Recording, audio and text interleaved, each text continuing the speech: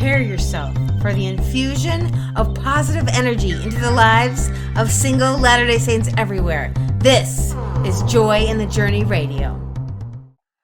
Testing, testing. We are testing. Testing. And welcome back, peeps, to the wonderful, glorious, exciting, invigorating episode of Joy in the Journey Radio. I am Lance, your host for Joy in the Radio. Today is Groundhog Day, the 2nd of February, 2022, and this is episode number 214, A Lesson from Groundhog Day. Today is Groundhog Day, and it's official. Punxsutawney Phil, the famed groundhog, saw his shadow. Be ready for 6 more weeks of winter. With more winter here, I thought I'd snuggle up with a cup of cocoa and revisit the film Groundhog Day. If you haven't seen this, your education is woefully deficient. This classic is one of Bill Murray's best.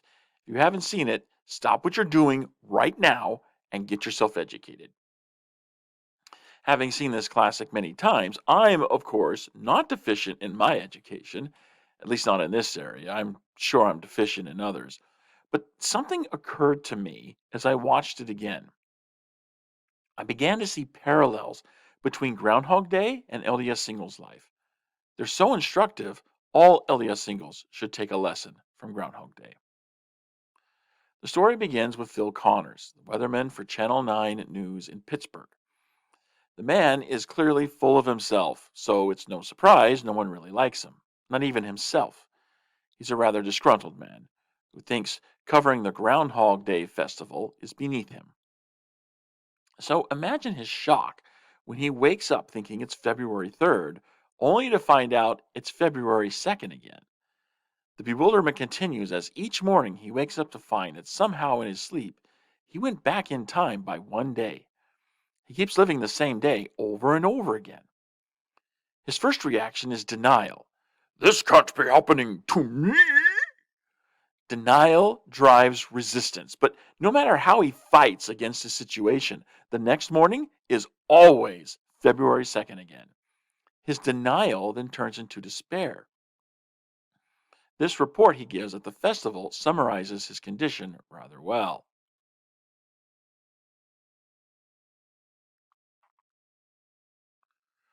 Quote, once again, the eyes of the nation have turned here to this tiny village in western Pennsylvania. Blah, blah, blah, blah, blah. There is no way this winter is ever going to end. As long as this groundhog keeps seeing his shadow, I don't see any other way out. He's got to be stopped, and I have to stop him. Unquote.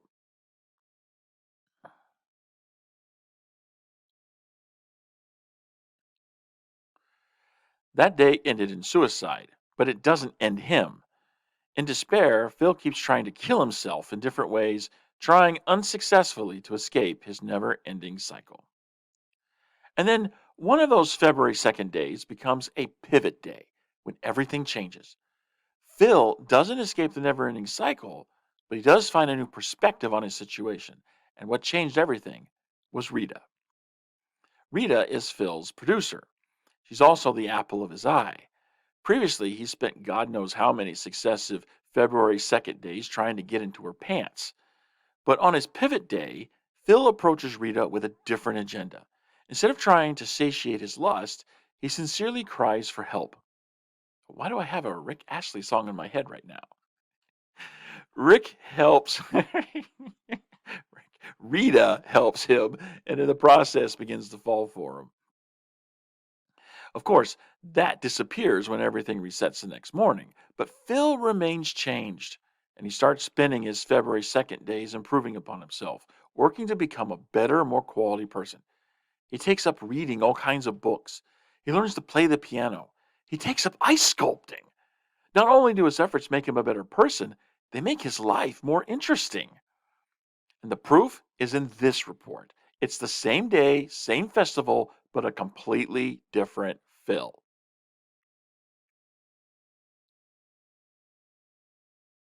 Quote, when Chekhov saw the long winter, he saw a winter bleak and dark, bereft of hope. And we know that winter is just another step in the cycle of life. But standing here among the people of Punxsutawney and basking in the warmth of their hearths and hearts, I couldn't imagine a better fate than a long and illustrious winter. From Punxsutawney, it's Phil Connors. So long. Unquote.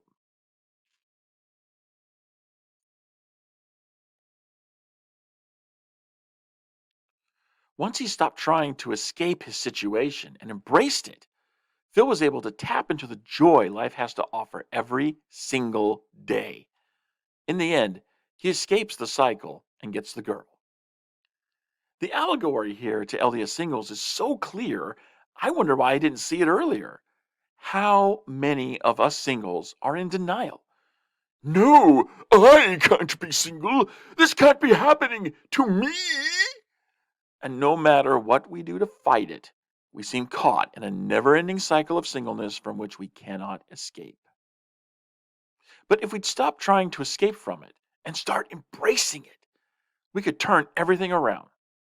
We could start looking inside ourselves and working to become better, more quality people. We can do things to make our lives more interesting. We could tap into the joy God wants us to have every single day. And we could help other singles to have their pivot day. Just as Rita helped turn things around for Phil, we can reach out to one another. Instead of looking only to satiate our own agendas when we interact with each other, we could help each other live better lives. When we take a lesson from Groundhog Day, we can make the most of what seems to be a never ending cycle of singleness. By embracing our situation instead of trying to escape from it, we can live our best life and help others to do the same. And that will bring us more joy in our journey. Back in a moment.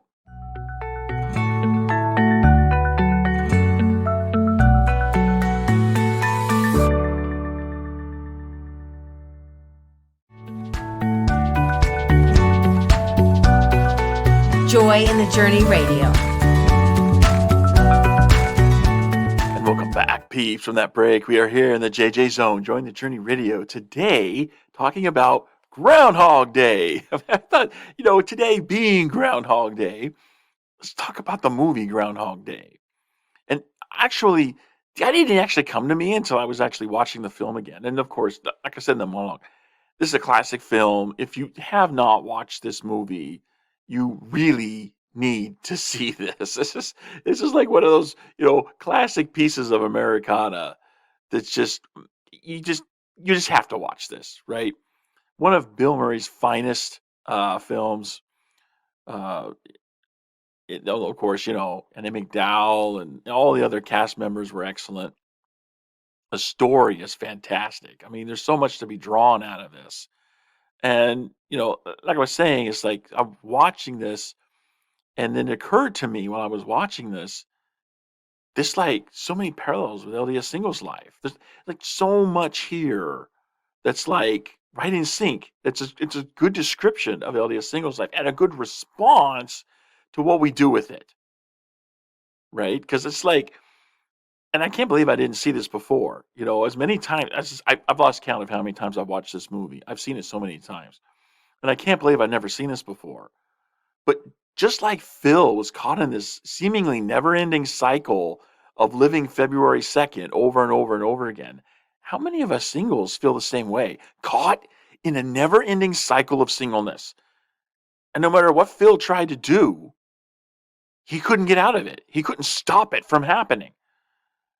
And it's like so similar to the way so many of us singles respond to being single. What? No, this isn't the way it's. My life plan has me doing something completely different. I'm supposed to be married. I'm supposed to be living my happily ever after. How is it that I'm single?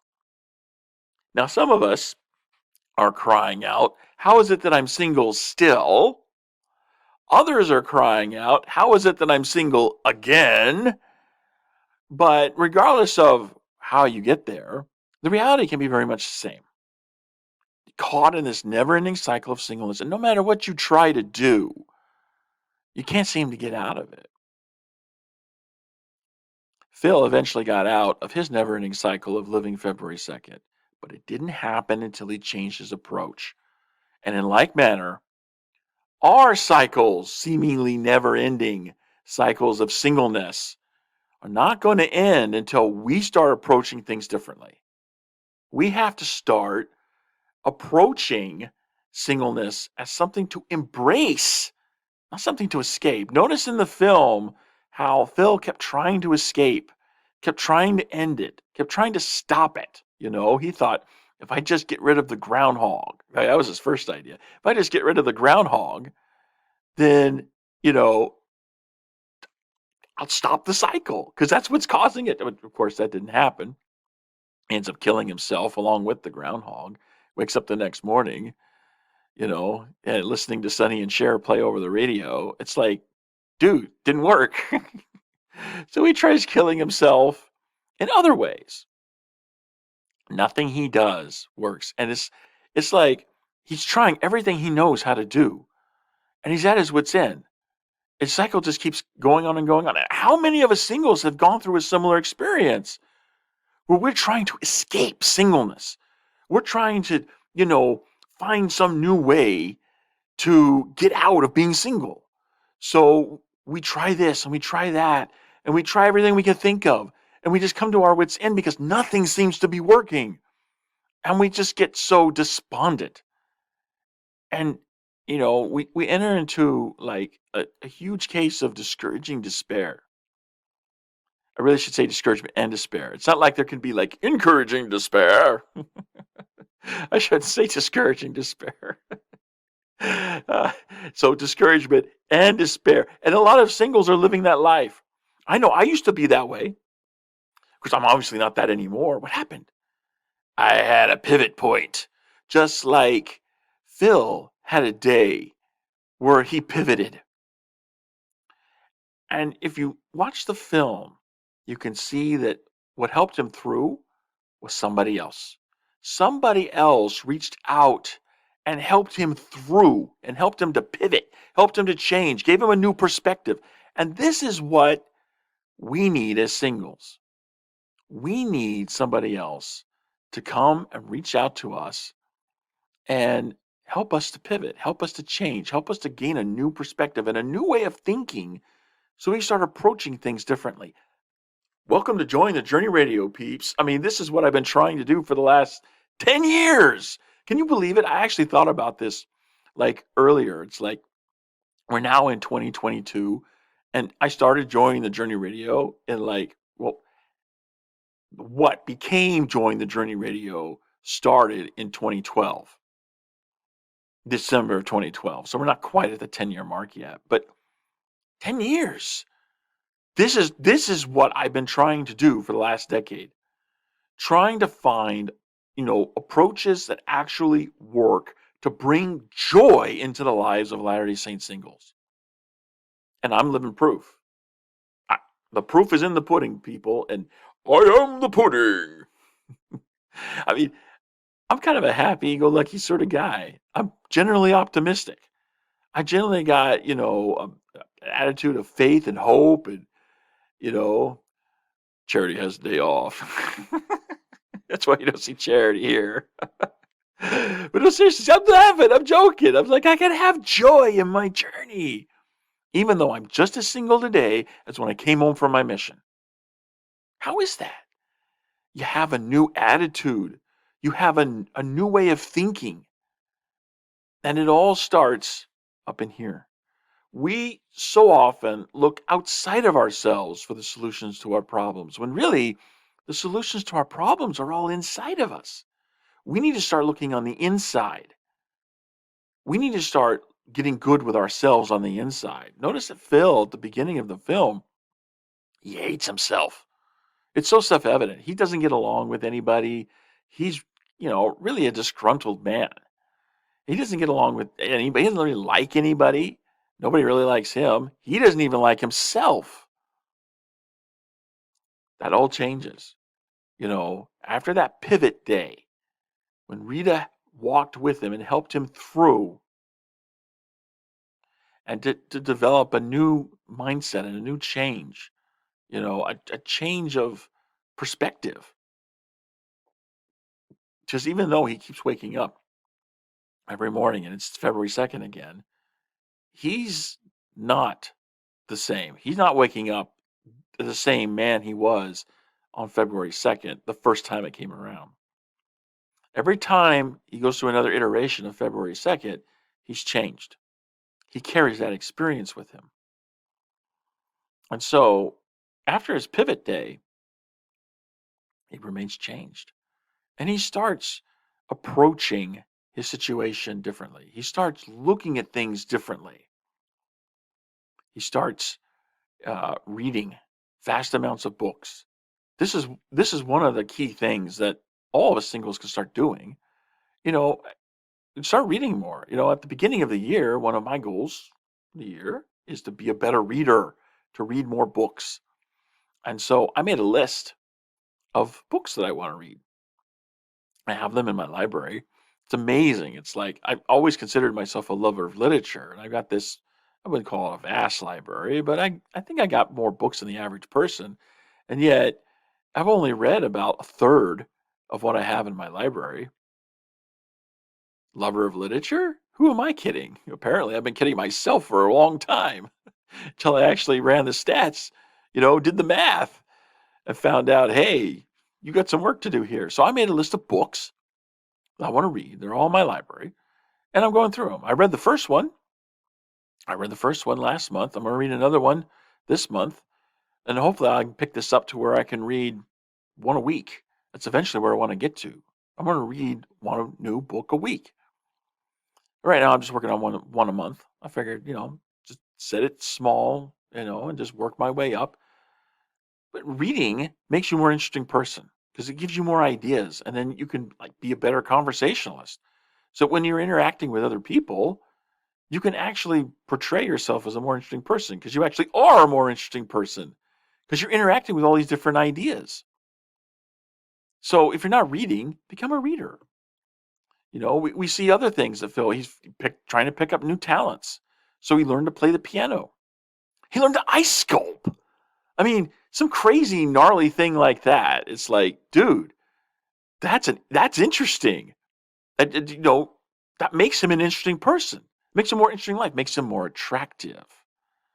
So, if you're sitting there wondering, why does this marriage thing come to me?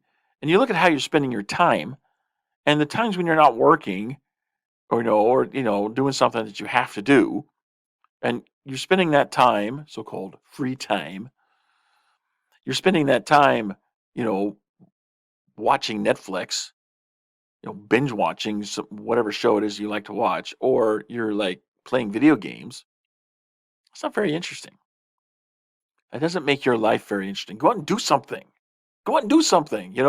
It, if you don't know what to do, I tell you what you really ought to do is partner with the Lord, right? Just partner with the Lord and seek the revelation of, hey, what should I add into my life to help make it more interesting to the person I really should be trying to attract. That- really, I mean, that's the approach I recommend.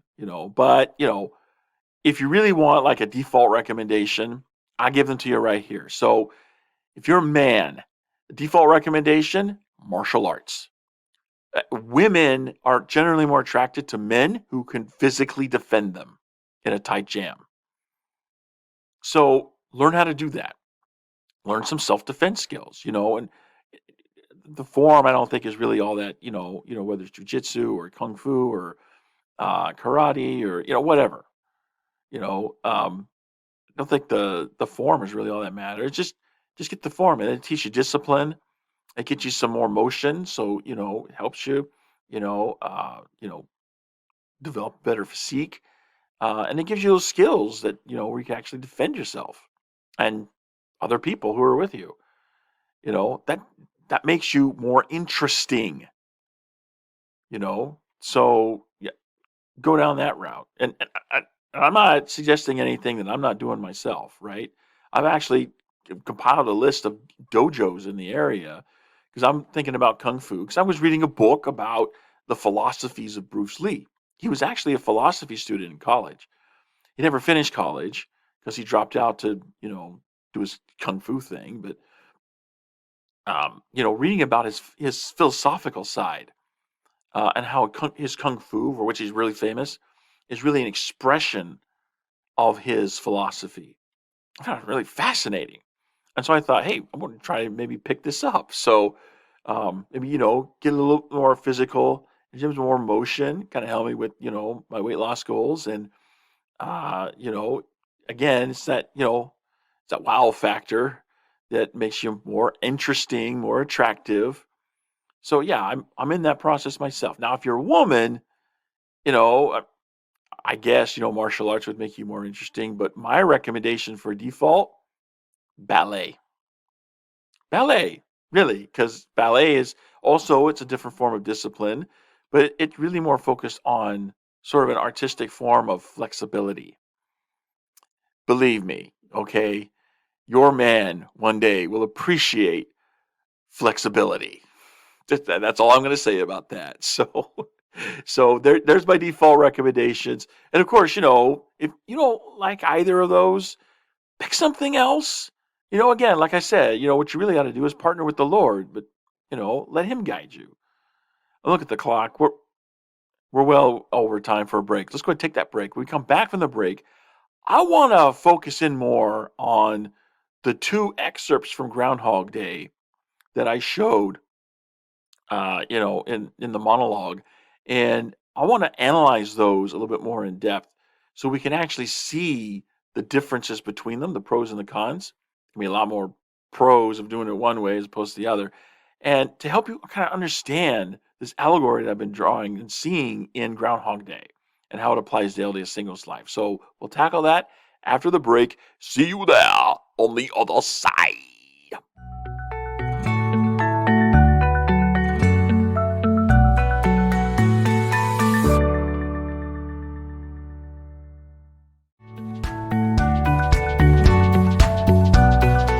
Joy in the Journey Radio.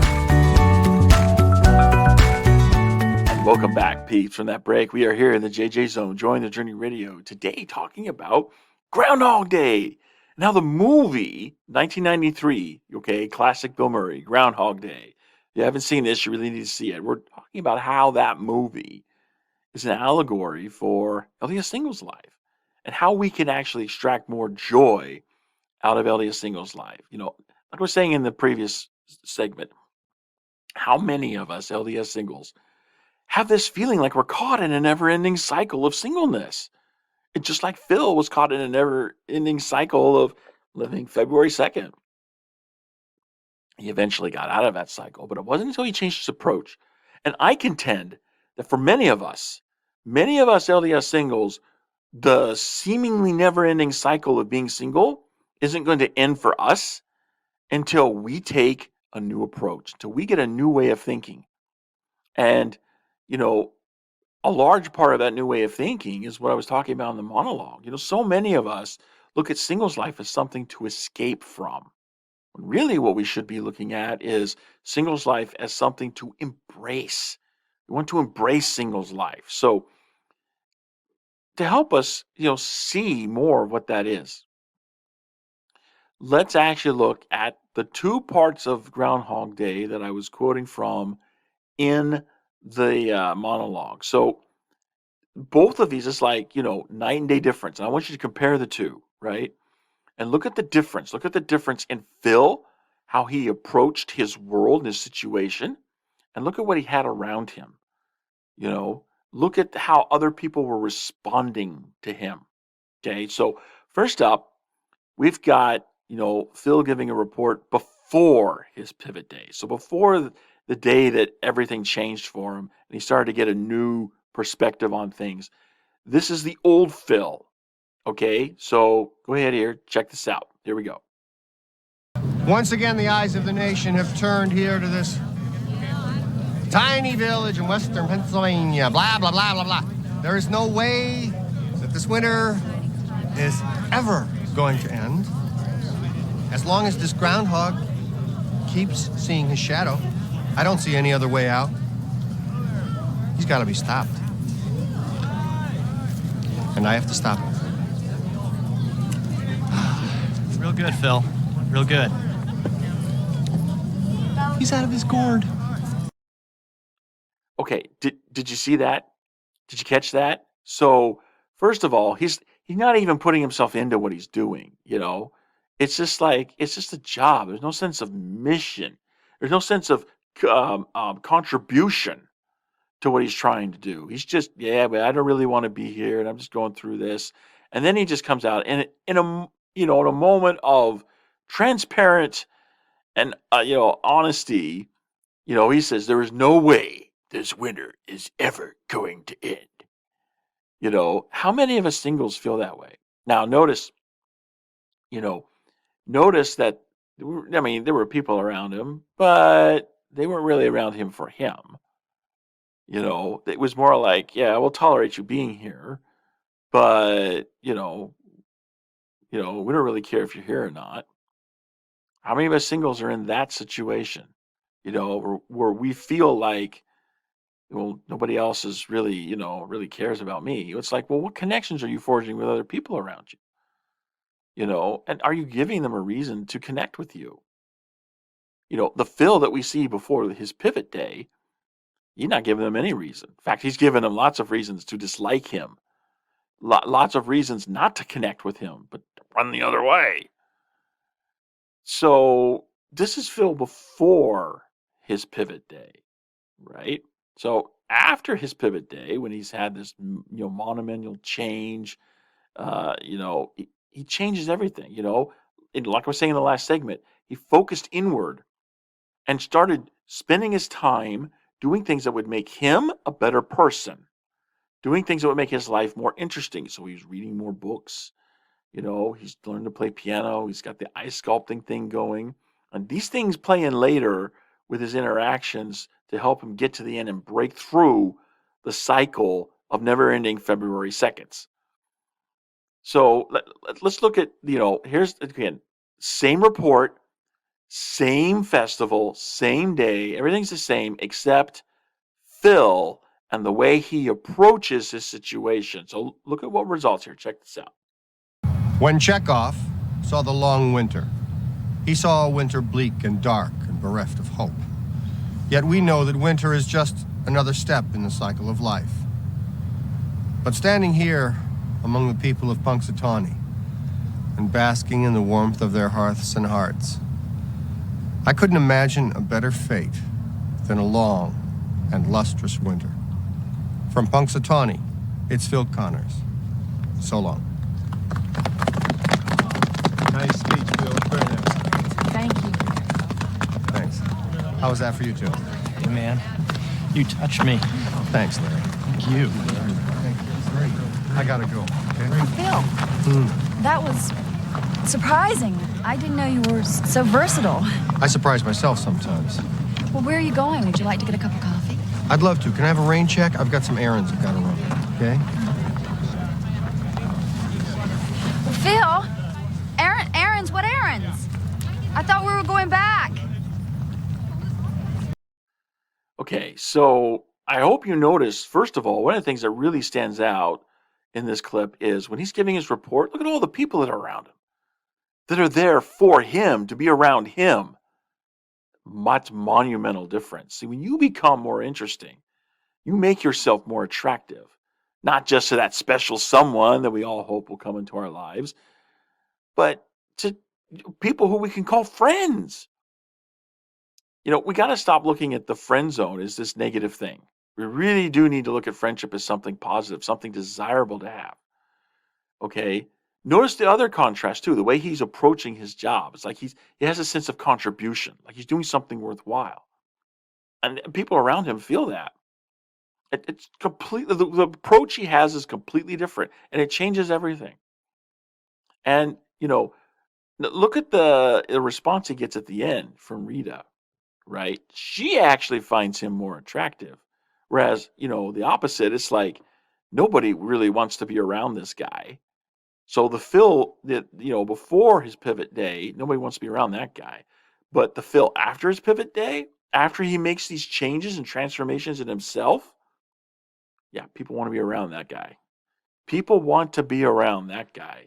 And the woman that's been the apple of his eye all this time, she starts getting interested in him. She starts feeling attraction for him, okay? Because he's more interesting. He's changed his approach.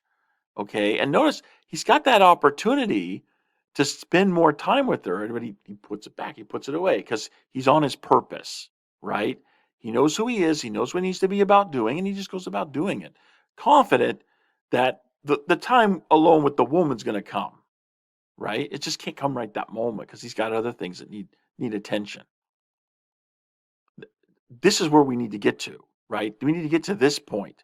And the way we get there is the same way. We look at,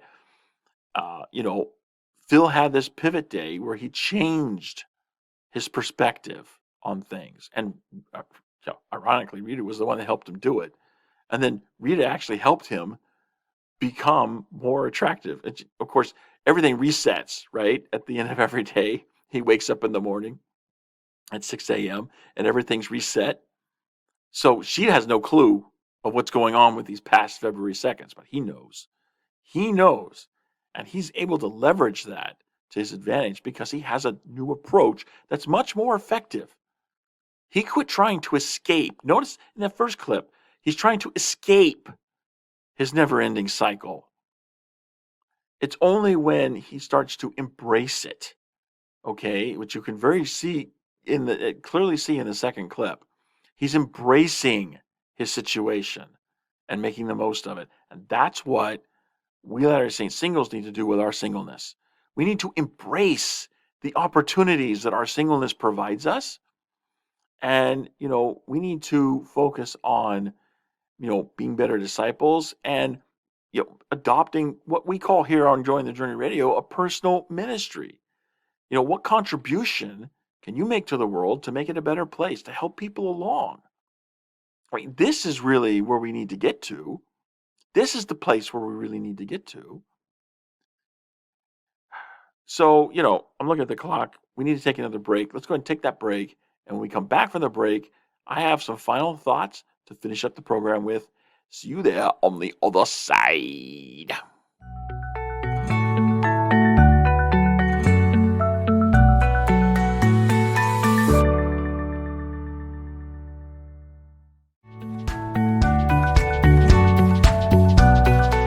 Joy in the Journey Radio.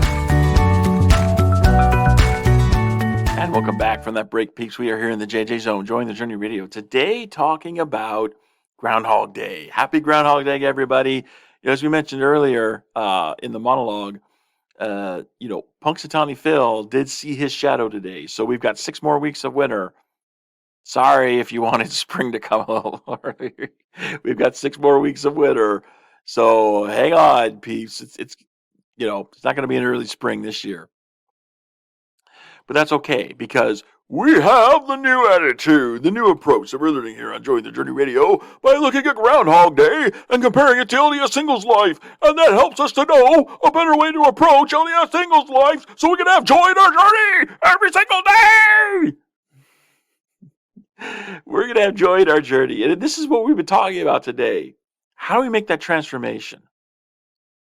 Quite frankly, some of us are going to need somebody else to step in and help. This is a vision that I've had for LDS singles groups for, I don't know how many years now. And, I wish that this could catch on more. I really do, because I think it would be a huge help for LDS singles, as I've lived in different parts of the country. And, my experiences have helped to bring me to this point where, I have this idea in my head of how this should run. It's so against the grain of how it typically runs. And it's like night and day, just the same as we've been seeing here with Phil and Groundhog Day. Most singles, when they show up to an activity, whether it's a fireside or, something physical, like you're going to go play volleyball or frisbee, or it's a conference, or whatever it is, you show up to an activity. The first thing that 99% of LDS singles do is they search the room, they scan the room for dating potential. Right there, we're off on the wrong foot. This is like Phil, right? I mean, we got that scene in the movie where, he walks up and then traffic is stopped because there's this blizzard coming in. and there's this accident, and so the traffic is stopping, and he's going up talking to the policeman. He's like, "Is it weather? Don't you watch the weather?" He's like, "I make the weather." It's like, "What blizzard? It's just a couple of flakes." He's saying, he's like shivering as he's saying that. It's just like hilarious. And yeah, it's like so many of us are like that. We're in denial, right? We're in denial of our situation, and we're looking for a way out. So we go to this activity looking for a way to escape. We look at people as dating potential. Of course, if there's no dating potential, then our interest in being there and interacting with other people just go, it just implodes. That's the wrong attitude. Okay, this is the Phil before he had his pivot day. We need to be more like the Phil after his pivot day. So if we actually came to an activity with the intention of finding who needs the contribution I have to offer today, what can I do to help somebody today? How can I help somebody, lift their burdens? How can I help them see the world anew? How can I help them, uh, you know, look at their life differently and just, help them along? If we were actually to go to an activity and everyone had the attitude of, "I'm not here for me. I'm here to find a date. I'm here to help everybody that shows up. I'm here to help other people and make a contribution that hopefully makes somebody's life better." If we all came with that attitude, then it would be kind of like, the second clip that I was showing of Phil, where you've got so many more people that are, there together because we want to be with each other. And the dating thing can just, basically, it'll take care of itself, right? It'll take care of itself. Once you understand the fundamentals of the dating journey and you go to an activity with the right purpose, the dating stuff is going to take care of itself. So we don't need to worry too much about that. All we need to worry about when we come to an activity is, who do I need to help? Somebody comes through the door, welcome that person in. We should be welcoming that person in. Nobody should come through the door and instantly feel like I'm a wallflower and just be, kind of there in the shadows. But too often that's what happens. Too often you get people come and they have these little groups that they get together in of people that they know really well, and they don't think about expanding those groups because their needs are getting met. Their social cup is getting full. And when people's cup is full, when their needs are getting met, they stop looking for a way to meet their needs. That's normal. Okay. So I'm not criticizing people for, when they show up in an activity and they come together in their little groups. I'm not criticizing that. But I am acknowledging that we need to have a conscious effort on everybody's part to do things differently so we get a different result. And that's ultimately what changed for Phil. When he had this different perspective, he took action on it. And that's how he got different results. That's how he got a new life that was better. And that's how he broke the never-ending cycle of always waking up every morning, and it's February 2nd. And those of us who are single can break the seemingly never-ending cycle of being single if we will approach it differently. Now, I can't tell you how many days, Phil spent with his new attitude before he stopped waking up to February 2nd. So I can't tell you, likewise, how many days it's going to take you to go through with a new attitude before you break your cycle of singleness. But what I can tell you is that eventually the cycle will be broken. And however long it takes you to get to that point, you will experience so much more joy in your life along the way. But the thought of doing this any other way is ludicrous. It's ridiculous. It's like somebody suggests that to you, like you're certifiable, man. Get out of town. There's so much better way for us to actually do this LDS singles thing. And it's with a different attitude and a different way of thinking. And that's why here on Join the Journey Radio, we talk about different ways of thinking. Reboot, restart yourself, man. Reformat your hard drive inside and reboot yourself and get a new life. Have your pivot day and then work to help other people have their pivot day. And, eventually we all come together and we can be one and we can be united and we can be strong and we can be doing so much good for ourselves and those around us. We can be a light on a hill. And we can do this, and we can have so much joy in our journey. So I'm looking at the clock, way out of time. I hope you're able to enjoy this episode of Joy in the Journey Radio.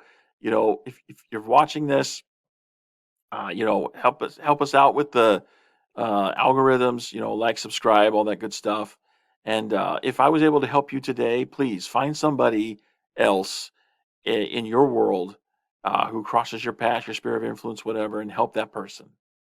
Pay it forward. And don't forget, come back next time for another extraordinarily exciting and exhilarating episode of Joy in the Journey Radio. So until next time, this is your host reminding you, there is joy to be had all along our journey.